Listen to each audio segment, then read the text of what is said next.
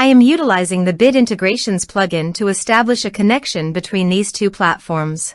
Let's go to Bit Integration Dashboard. Now click Create Integration. Now search and select Trigger, which is MetForm. Select a form. Click Next. Search and select Tutor LMS for action.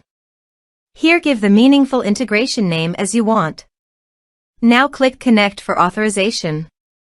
Authorization is successfully done. Click Next. Select the respective action as you want. Select the respective course as you want.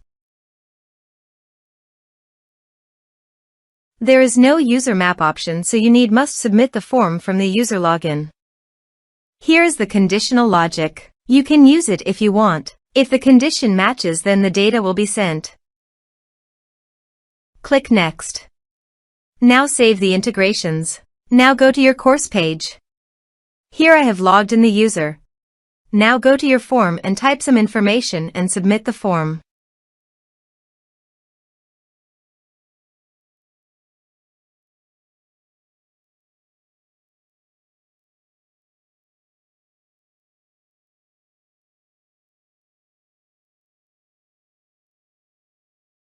The form is successfully submitted.